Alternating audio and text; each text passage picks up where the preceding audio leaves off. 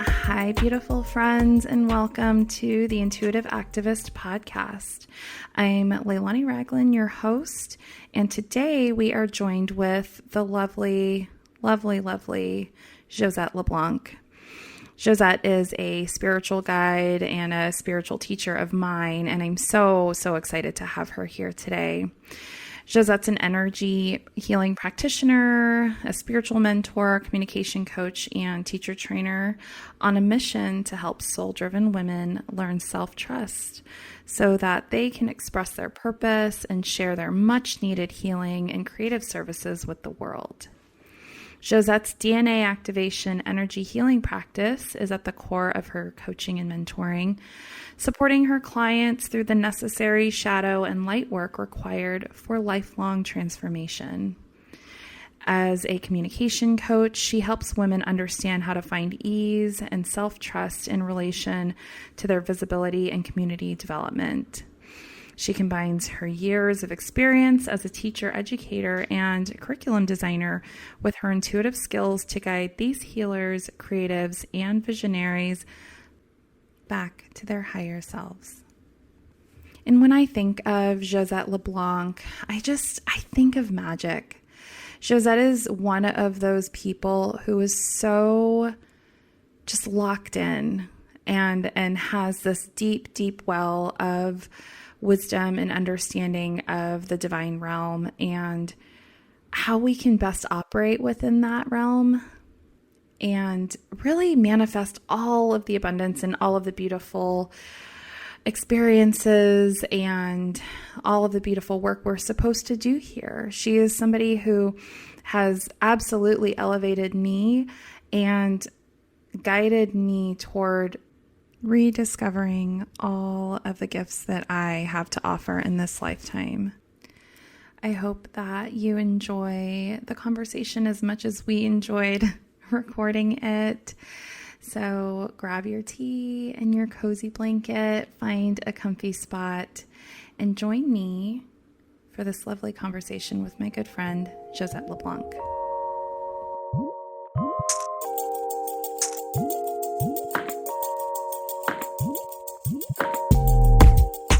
Welcome, Josette. Hey, Hi. So happy to be here. Oh my gosh. So the first image that I saw was our spirit teams. I feel like every time you and I connect in quote unquote real time, our spirit teams just kind of play and dance together. Like it just seems so playful and so silly. And that's what I'm envisioning right now. They're like playing pranks on each other. They're like I think we're both pretty mischievous, like our energy.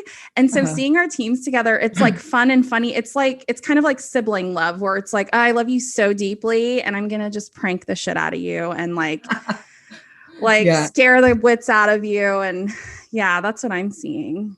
Yeah, I feel that when anytime that's true. Whenever we meet, like faced on Zoom like this, yes. I can tell, like, we often talk about spiritual stuff and it's like serious stuff, but like sometimes we bust out stuff and I'm like, oh my God, hilarious. Like, and just like joyful. I think that's what's been really sitting with me this week is when did we take I'm just going to start cursing because so those of you that have been listening for a few episodes, I've been kind of like censoring myself and it doesn't work. So I cannot censor myself around Josette LeBlanc.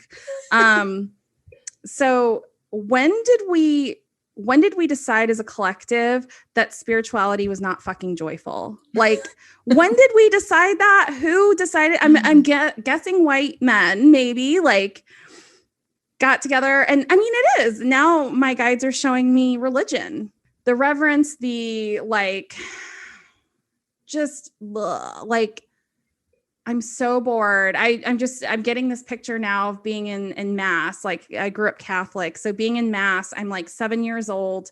I'm like staring at Jesus crucified in front of me and like hearing the priest drone on and on about God knows what, like, don't touch yourself. And I'm just 7 years old. And I'm just like, can I just like start breakdancing? Or can I do some cartwheels? Can I just like get up there and sing Vanilla Ice? I don't know. I was just like, why is everybody so serious? Like, cause I know God and source and universe, whatever you decide to call, your higher power. I know that being, and that being is irreverent. That being is hilarious. Like, when did we decide that? And how did it get so messy? I was raised Catholic too. So I was I'm very much with you there. Mm-hmm. Yeah. It's, I mean, we can get right into it. I know you were asking kind of a rhetorical thing, but I think it's because we block out the divine feminine. Religion was focused on the divine masculine, imbalanced masculine. Let's be clear. It's not that's not a representation of divine masculine. That's a representation of imbalanced masculine, toxic masculinity. Yeah. And so that can't be playful. And there's something. So when you talk about imbalance, my mind goes to like what I love about the reverence of the Catholic Church and like the quiet and the stillness. So there's like so much, there's value there. And that's, when I think of divine masculine, it's like the structure, the timing of it and all of that. So there's a place for it. So tell me a little bit, we've talked a little bit about this imbalance, the divine masculine, divine feminine. Mm-hmm. And we also just jumped right in. Like, do you want to tell folks a little bit about what you do and how you channel? And let's start with that. And then we'll dive back into divine masculine, feminine. So tell us a little bit about what you do. Yeah. What does channeling look like? Yeah. Sure. Well, two parts, I guess. One part is definitely my energy healer self, spiritual teacher, mentor, guide. Those are two intertwined parts of myself. And the focus, the energy healing part is focused on a practice called DNA activation energy healing. And so that is how we met in a way. Well, no, not really. We met on another level, but Instagram. Yeah, Instagram is the gateway. Thank God for social media, I guess. And that segues into the other part. I feel I was put on earth to help women. And again, it's, I don't want to, I struggle with that sometimes in terms of gender and like, where do I want to put my energy? But it's just really important for me to work with people who identify as women, to support them in expressing their soul purpose. So I do that through energy healing, guiding, and also the practical side of me, which I cannot deny, the Virgo kind of and this is the divine masculine side of me. Like, I find a balance between these two. I love helping women strategize on their messaging, their communication, the way they're putting themselves out there, but doing it in a way where it's no shoulds. Like, you don't have to be doing it this way. Just follow your intuition and do the work you're supposed to be doing. Like, that Absolutely. Is just, I was doing that before without doing the energy healing work. I only started doing energy healing work this year and at the beginning of the year, and it's just a game changer. Now I'm just like energy healing plus that communication coaching. It's just so powerful, just so powerful. When I think of you, I think of it's like, we don't have to do one thing. Like, we don't have to be one thing. I think of expansiveness. And I get that question a lot because expansiveness, it comes through in channeling a lot. Yeah. And when I see you, I think of somebody who is this and this and this and this. And oh, by the way, I'm this and I'm this and I'm this. Yeah. And so what has your journey been like around that? And then we will circle back to the divine masculine feminine, like this. Yeah. I always come back to the divine feminine masculine, so it doesn't even matter. Don't worry about it. It always comes back to that. Back. Okay. Yeah. Well, my journey, I started out like way back when as an English teacher trainer, did that for, was that in that career for 12 years. So very academic, I was teaching at a university level in the education realm, which is full of frameworks and academics and, so ego. But then ego, mega. And then I found out I was pregnant, and that was kind of a major turning point where I had to decide if I wanted to stay in that stuffy feeling or not. And I I got a really big nudge. That was the first time that I really listened to my intuition. And it was just like, you cannot walk down these halls with a baby at home. You will die. And I was like, okay, all right. And it was scary because I had built my identity like around that, right? As a teacher trainer. And so anyway, I busted through it, got it, left that, and then dove right into coaching. And if anybody, and I know, you're a coach and you're an entrepreneur, when you start that journey to be an entrepreneur and doing it on your own and trying to identify what you do, especially if you're in the world of like working from a heart center, which is, I knew that was where I was working from. It's really hard to define yourself. So hard. Oh my gosh. because we don't exist yet. No. Like, yes, exactly. That's what I hear when you say that is we are paving a path. Like we're paving the path. I think of us, this is going to sound, but like with a machete and like carving through the path, and then also trying to figure out how to communicate it in a way where people will understand what it is that we do. Etheric translator. People are like, that tells me nothing. You know what I mean? Like that. So it's wild because we don't exist yet. We're existing. No. We're coming to be and existing as we are moving through the journey. It's like, what is the stupid analogy that we were like changing the tires or changing a flat, like with the car still moving? Like that's how it feels. Okay. I've never heard that. Nice. Yeah.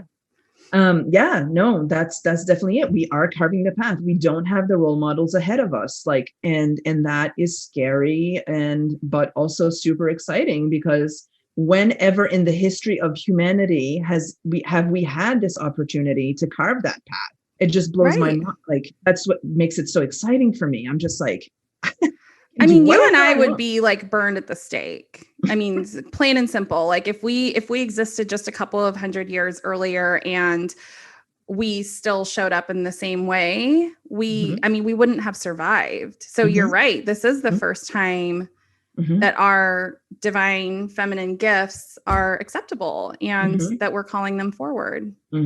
Acceptable. Exactly.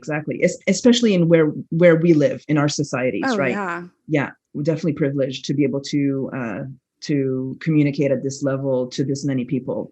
So, but it wasn't until I stepped into my role, I did my DNA activation practitioner training, that I knew, this was the missing piece.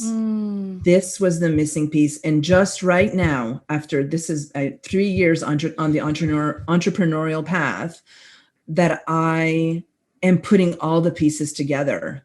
I'm taking that history as an English teacher, language teacher, teacher trainer, and my energy healing work, and I'm putting it together. It's making so much sense. Whereas before I was like trying to separate them all. I couldn't see how they were fitting together. Now I'm like, oh no, this is how it's going to happen. You want energy healing, I can give that to you. But if you want to up level your vision, your purpose, your dream, like, you want to up level that, I can help you that and give you some strategies too. And I just got that knowledge. It's not, and it sounds egotistical but it's just, that's just the wisdom I have. That's why that's why I went through those 12 years, because this is what I'm supposed to be doing. And it's not egotistical. It's just what is. Yeah. Right. It's exactly. Like, when I think of my journey too, I think that you and I have kind of parallel paths, and finally our paths collided finally. Yeah, I see that. Yeah.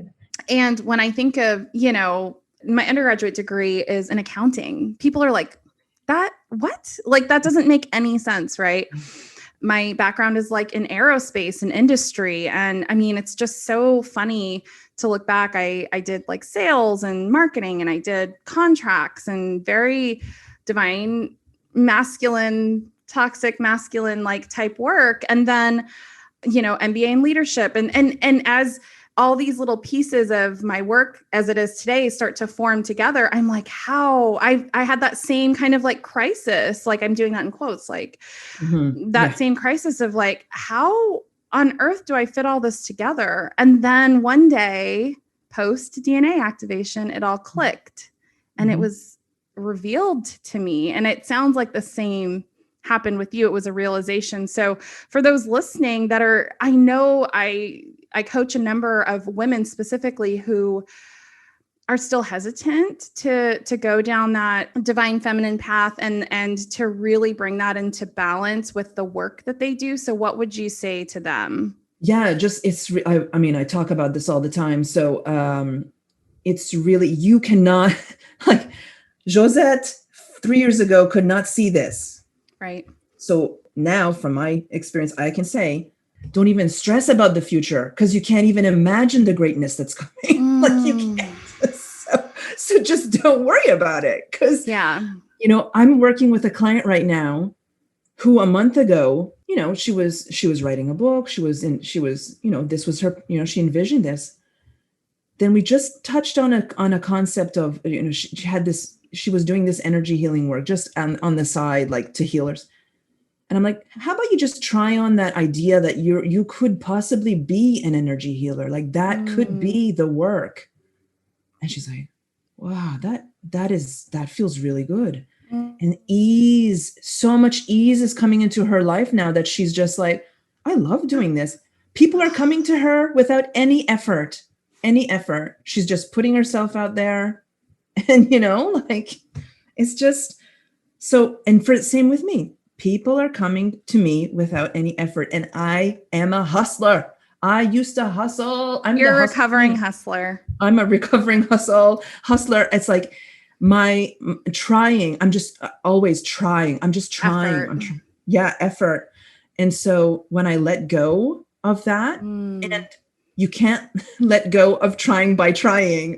It's a mind fuck, right? It's such a mind fuck. And it's like so unfair for us efforters, that are like, okay, well, I'll just try not to try so much, and it's like, it doesn't work that way. So the key is to everyone who is like, as you were just asking about how, what do we say to the women who are just about to embark on this path of embracing their gifts, their intuitive selves, so that they can use that as their purpose, as their main work, let's just say, is really understanding what surrender means. You have to understand what surrender means. So you need to start practicing surrendering wherever in your life you're holding tight to something. My kids should be doing this way. Okay, well, that's a practice place where you need to learn how to surrender. It doesn't mean give up.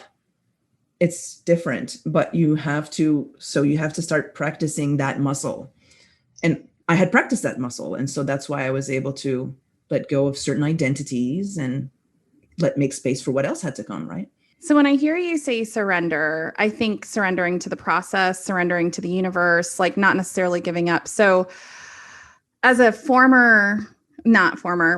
recovering hustler, recovering efforter, whatever, what was the point in which you made the choice to surrender? Because I know that a lot of listeners are going to pop in and say, okay, it's easy to say that, okay, you just surrender, so could you tell your story of it was so hard to surrender and then I did it, and just paint us a picture of what that looked like for you. Yeah. So I think the biggest example was making the decision to leave my job as a professor. It was hard because I had the security.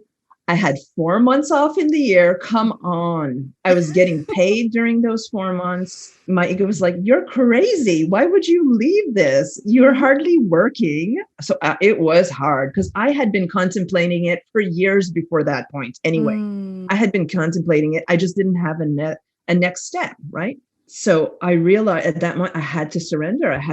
And maybe my son was the next step. I don't know. So it gave me that courage, but it wasn't a step that was going to give me money. And it wasn't a step that was going to give me security. Not right away, right? No. And I had to support him. So it didn't make logical sense to quit a job when I was bringing a child into the world like that. That didn't make sense. From the masculine perspective, that is a huge no-no, right? Yeah, no, exactly. Huge no-no. And I got the masculine side down. but when I heard, and that year, that was 2017, I had been working on my surrender muscles. So I was already primed for the moment when that voice popped in and said, you cannot walk down these halls anymore. I knew at that moment that if I didn't, and I have shivers all over my body right now. So yeah, me too. Yeah. I knew that if I did not make that choice, it was going to be bad. And I knew that because I had had a panic attack years ago, like maybe a year before that, in like at work. And I don't want to live like that. I didn't want to live like that. So the thought of living like that was so much scarier than the thought of the surrendering, right? So you have to consider that, like, are you really willing to live your life feeling like shit every day in order to give up the possibility of a magical future? And you're talking to a girl who used to like scoff at like, oh, like I'm magic. Like I would hear coaches, because I've been through this coaching program. It was all about authenticity. And I would be like, magic. What does that even mean? Yeah. Right? Like that's my uber masculine, like, you know, I play video games. I used to hang with my brother. Like there's like, oh, magic. What does that mean? But when I hear you say magic, what I see, and this is what I know of you, is it's just that what you had mentioned about the possibility of a life and a career and a future that completely aligns with your spirit and what you intended to do when you chose to come here to Earth. That's what I hear. That's the magic. It's the alignment. Yeah, the alignment. Exactly. Because everything, when I made that decision, everything fell into place. We were totally fine. Totally fine. I mean, I have to say I was, I had enough savings and all that, but it doesn't even, to me, it just meant that we were ready, that we were okay. That I was okay. I'm talking about my family. And that's what you needed, right? Like your masculine side, the universe knew that you would need some savings in order for you to fully surrender. Yep. On the other hand, don't. Okay. Yeah. I don't know why. I just don't need that. That I took a leap and I, quit my corporate role and all that. And I have some, but it's nothing substantive. And so it's really interesting to hear, it's almost like the universe puts pieces in place to make it more possible. Like it doesn't have to be as scary as people imagine it will be, right? Like I know so many people who are living their soul's purpose and doing it as a side hustle, It's like, why does it have to be one or the other? No, you don't have to quit your job. That's it. It's more like you just have to own the piece that is coming up. So you don't have to quit your job, but you have to create space for that other side of you or that side of you to come up. So my soul needed all the space. It needed to it needed to get rid of the job. Because the job was taking up all my space. I couldn't do it. Right. I couldn't. That's what I needed. I needed that major space. And then also, diving into being a mother. I had no kids around me ever. I had no idea about that. And that was just another part of my training of understanding what it means to have that, I didn't make the baby came, just understanding that, we are magical in the sense that the life wants to serve us. There's that symbiotic relationship and we're constantly trying to control it. It's right. Why do we push so hard? It's really about whatever it is that you are feeling called towards.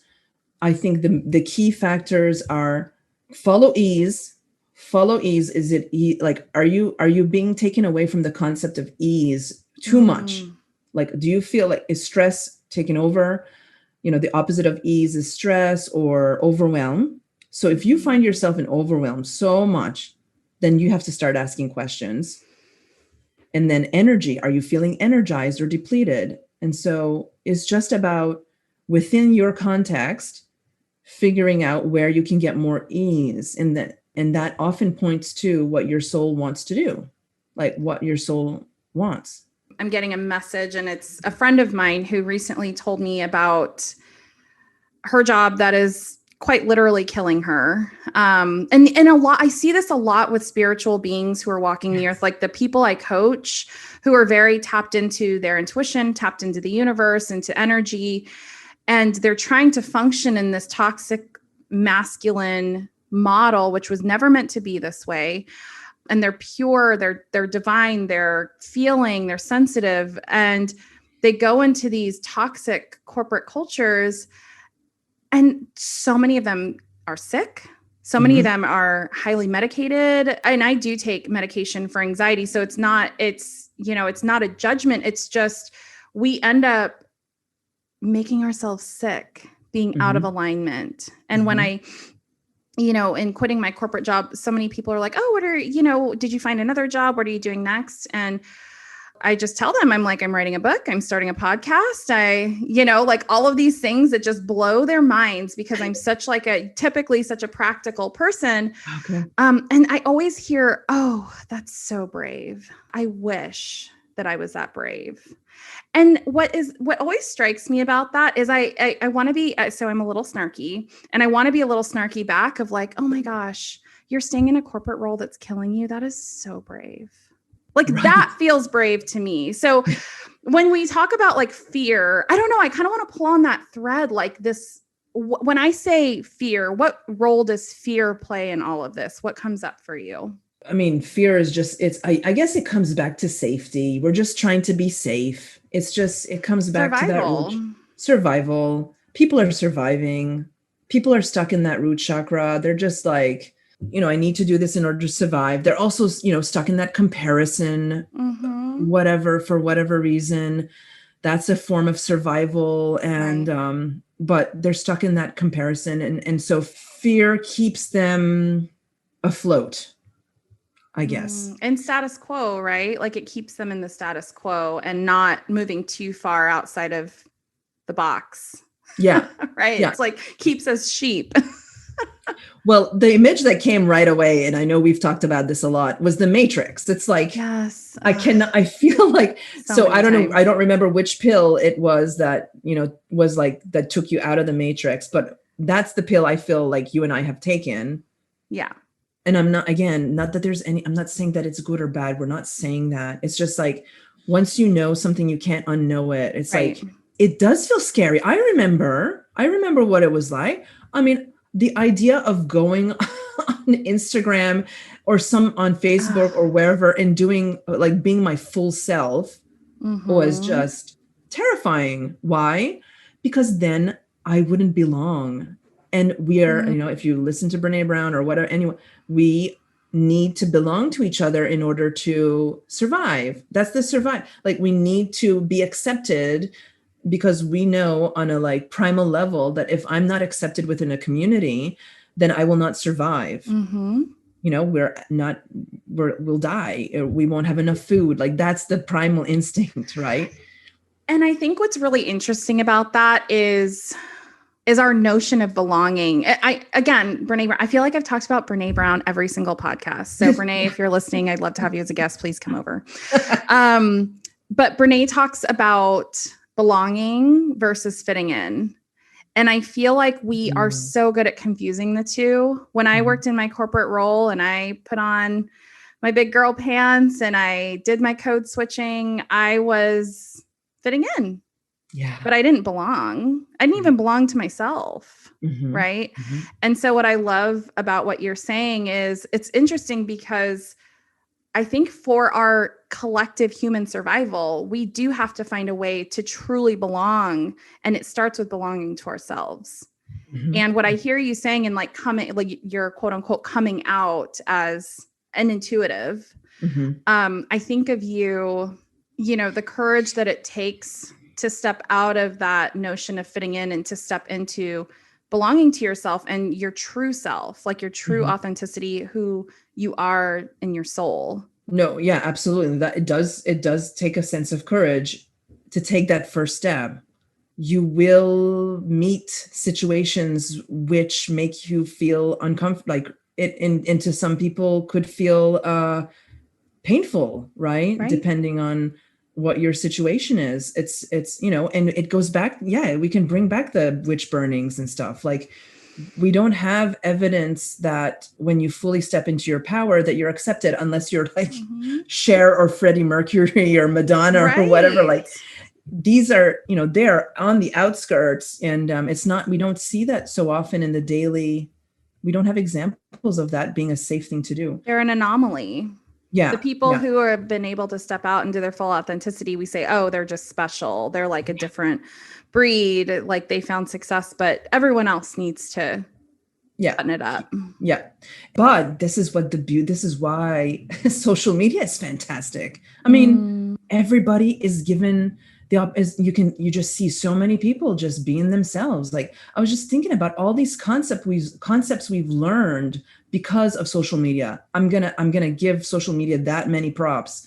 I mean, concepts like gaslighting, even concepts like gender fluidity, all these things. I'm not, you know, people can celebrate that. And you can find your community. Yes. Regardless. You find it and you're there, and then you really feel that belonging, right? You really feel that you because you do need community in order to, I mean, you have to find it within yourself, but it's pretty damn helpful to have somebody on your side absolutely. Saying like, you're okay, you're normal, you're okay, you know? Yeah. And when I say belonging to myself, what I think of is how often we go externally to find validation for who we are, right? And for me, this last few months since we met has been a real journey of just accepting like all of me, gifts and all. I was going to say weird gifts, but I'm trying to get that out of my vocab. But just because we come to this earth as gifted beings. And then I talk about this in my first episode when it's just like me introducing what we're doing here, but this sense that we forget who we are. Right. Over the years, we are conditioned to fit in and do all of that. And, you know, what would it take for us to actually remember and to make a concerted effort to remember who we are? Yeah. And I think that's the bottom line. When people feel like, this doesn't feel good, like the women you were talking about earlier, like that they're sick at work and all that, it's because their soul can't fit in this body anymore. They're like, your soul can't fit in there. Your soul is begging you to remember its essence. To expand, to, you know, that's to remember the truth of what that soul essence is. When you talk about soul essence, how can everyone, women, men, gender non-conforming, how can people connect with their soul's essence? I guess, I mean, honestly, this is why I talk about shadow work a lot, but it is looking at the places where you are uncomfortable, where your body is saying like you're overwhelmed or you're, you know, and just questioning that, not saying, why am I, you know, oh, I'm stressed out because I'm in a corporate job, blah, blah, blah. Like, yes, but so why are you in the corporate job? Okay, because I need money and this is safety. And but like, just keep questioning it. So keep looking at, you know, those parts. Contemplation is really important. Discussing that with somebody, talking about it, putting it out there, really. But you need to contemplate those stresses, those shadows. What's the other side of overwhelm? Ease. Okay, how can I bring more ease into my life? That's the question. So you're feeling overwhelmed all the time? Well, let's look. What's the opposite of overwhelm? Okay. You're feeling depressed. What's the opposite? Joy. So how can I bring more joy in my life? What is causing the depression? Okay. So what's the opposite of that? So I mean, I'm a questioner, so that's how I work through it. But, you know, some people go see energy healers who identify the cause of the stress or the challenge, and go to the chakras or Akashic records and look at where the soul has made a contract or a commitment to carry the burden into this lifetime. I know we're going into I don't know if these concepts have been introduced, but. No, the Akashic, can you talk a little bit about that? I know you're a practitioner. For those who haven't heard about it, what does that mean? Yeah. So basically every soul has a library. Every soul has a history. I don't even want to say a past because it's based on time. Like your soul has lived many lifetimes, timelines, and dimensions. And so, you can choose to believe that or not, but bottom line is it has. And you can believe whatever you want, but here's the truth. And so your soul is constantly experiencing different experiences. And so, and in certain lifetimes, it has made commitments to live certain ways in the next lifetime, right? So there's, in that case, at that soul level, there has been some kind of tension or baggage or some kind of feeling that you carried on into your current life. And so if you meet an Akashic Records reader, somebody who works with it, or if you work with it on your own, you don't have to hire anyone, you can learn it on your own. You can relieve that tension. You can go to that soul story. You can remove that block. There are so many ways. You can do it the human way, which is contemplation, I guess. Contemplation, asking questions, as I was doing before. You can see an Akashic Records reader who is also as an energy healer, who will go into, using their intuitive skills, their intuitive gifts, will look at your soul history and remove the pain that you've been feeling, usually emotional, mental, but also connected to physical. You can also see other types of energy healers who work with the chakra system. There's so many ways you can communicate with your soul to understand, why is it? What does it need? What does it need to expand? What does it need to let go of in order to expand? Yes. So many good nuggets. The one that's really coming forward is this notion of like listening to your soul, listening to yourself, listening to your intuition. When we first met, which we haven't even talked about, which is funny, but we met the most random. We should not have met is basically the bottom line. There is no way on this earth that we actually should have crossed paths. And what had happened was we both didn't know each other. I was on my Instagram Explore page and one of Josette's posts came through and I was just drawn in, and I read the caption and it was about being an empath. And I was like, oh my gosh, I totally needed this today. And I commented, and then the rest is history. That was it. Josette checked out my work and she's like, oh my gosh, your stuff's so cool. It's so important. And then I was like, okay, who is this chick? And booked a session with her, had no idea what to expect. And now she is a spiritual teacher of mine. Right. And all that to just say, in our first session, the question that came up was, or I guess the guidance that came through was, you can hear your soul. I was listening, I was hearing my intuition, and I was just nah. I was actively doing things in opposition of my intuition and what my intuitive body was telling me to do. And I'm not entirely sure why this story is coming through, but you were remembering. I was remembering. And it was coming. And at this point, I was just channeling probably a few times a week. Actually, it was probably every day at that point, and just allowing, some of my spirit to come forward, and then kind of leaving out anything that was inconvenient, like my job. I've been hearing quit your job for years, right? And I was just no, it's the security, it is all that, some of the relationships that I had. I mean, it was just seriously giant red flags everywhere.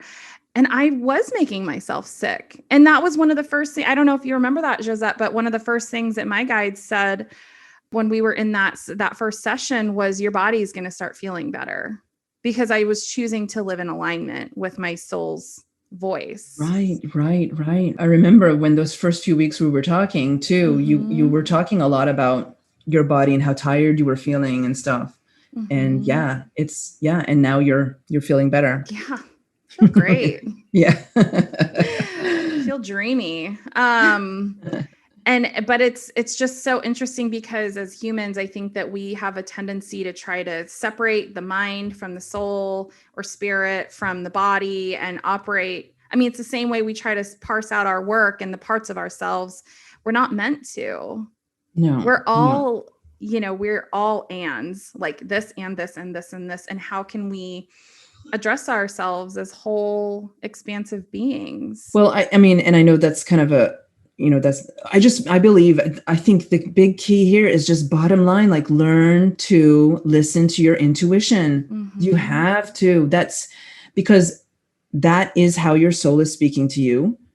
And what you're going to do there, once you start listening to your intuition, your soul, you're going to be able to make your ego the servant of your soul, not the opposite. Ooh. Right now, your ego is trying to run the show. It believes it's got everything under control. It believes it knows what it's doing, but it's not true. It's not the way it works. Once you figure out how to listen to your intuition, you understand, you're going to start saying, okay, now ego, I can use your skills based on what my soul wants.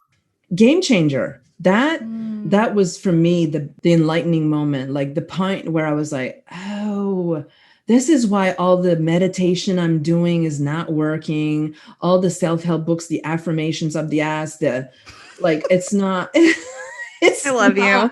Sorry. That was just sugarcoating it. Can we just make that a quote? Like affirmations up the ass. Can we please make that happen? I don't know. Maybe it's like a gag gift. A gag gift. I just am getting a visual. For like your highly spiritual friends. Affirmations up the ass. You're welcome. Yeah, because they work, but they work once you have a relationship with your intuition. You can't shortcut this. No. And we're a culture of shortcutters. Yeah.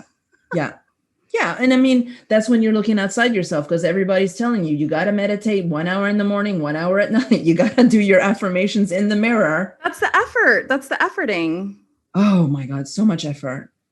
So where is the ease? For me, it was like starting to say, like, I don't need to meditate an hour in the morning and an hour at night. I need to meditate 5 minutes whenever I can.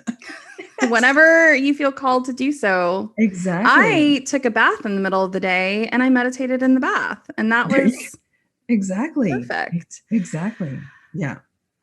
So I do want to be starting to kind of wind it down. And this is, I'm not that I was afraid, but I just know, I feel like there's got to be a part 2. So we'll have to have you back. Yeah, for sure. Cause we just like barely scratched the surface. And I have a feeling that people are going to listen to this and say, wait, you're going to leave me there? Like what? Wait, we didn't even, what do I do with that? And so I guess for now, like what is simmering, bubbling to the top for you to leave with us today, Josette? Yeah. Just you're okay where you are. You're really okay. It's just time to get curious with where you are. Really, like, start getting curious. Just ask questions. Why is it like this? Why am I like that? Or why is this happening this way? You don't have to judge it and make it bad. Just like explore that. Why am I feeling this way? Or what is intuition? What does that mean? What is this idea of self-trust? Go down those rabbit holes. Just explore. Just be curious. Curiosity is the best medicine. It's just such a healing balm. And that's just what I really want to say. You are okay where you are. There's nothing wrong with what you're doing and how you are and existing. It's just, if you're not happy, then this is your time to get curious about that. Really, just get curious. Yeah, that's it. And it's just that simple. Just start to question everything. Yeah. Question the matrix, question yourself, question it all. Yeah. Just take the whatever pill. Take the pill that brings you into this awake state. Yeah. And find people. There are tons of people out there who like you, who are questioning, who are curious, who are just on the cusp of like, what is this? Like, really? Like spirit guides? Like, yeah, just explore. Just, you don't have to make it right or wrong. Just like, okay, yeah, this is interesting. I'll see what it means. And people will people will support you through that. And I even am like, just assume that you do not have it all figured out. No. We don't know shit. We don't know shit. And the moment I was able to let that go, because I was so like sure that I knew everything, people would show up. Like, I'm just going to say it. I've been like kind of, it's in my book, so I'm not going to pussyfoot around this right now. I just didn't believe Jesus was anyone important. Like, I was like, okay, Jesus was probably a prophet, like, and I know my Catholic ancestors are rolling over in their grave right now. But I was just like, yeah, I mean, he sounds lovely, but he probably didn't really exist in the ways that we deemed that. And then in the first few days of me becoming this like etheric translator, like Jesus came forward and was like, now what's up? You know what I mean? Like, we don't know anything. We have no idea like why things are the way they are. We have to lean into the mystery of it all. We have to lean into the possibility that we have no fucking clue, Josette. So if you take anything from this podcast today, just know you don't know shit. Just kidding. Yeah. I mean, you kind of don't, but that's okay. And that's what this community is for, so that we can all question together. And so that we can be in community and let it be okay that we're questioning, which is also divine feminine, right? You mean the questioning part? Yeah. Like the questioning, just the possibility that there's something more than this. Well, the divine feminine is the unseen. It's the part, that's exactly it. It's the part that you can't put empirical evidence on it because you can't see it, but it exists. And so, yeah, that's definitely part of the divine feminine. I guess that will be part 2. I know that I was like, so sure we'd get to, we're going to have to bring you back for part 2.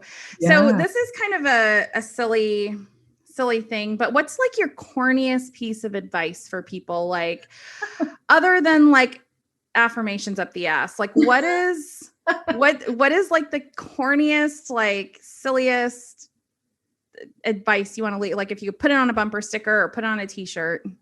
Well, this is something that I used to say all the time. And I think it was the moment of my kind of spiritual awakening. But my friends and I used to say, oh, la vie est belle. Life is beautiful. We used to say it. I used to say it even when shit hit the fan, because I was just like, look at this. Look at what life is throwing at me. Like, and what, because I could see the next part, like for whatever reason. But like, just like that shadow that's in the window, like, wow, that's beautiful. Like, it's just life is amazing. Life as art. That's what I hear coming through. Life is art, and treating it as such. Yes. Beautiful way to say it. Yeah. Yeah. Well, Josette, thank you so much for just sharing your wisdom and your insight. And we're just so grateful. Thank you so much for being here. Yeah, thank you so much. And thank you for doing this and putting this together. This is just like such an amazing support that you're offering here. Just so important. So important. Thank you, Josette. And we'll see you for part 2. Okay. Absolutely. Bye.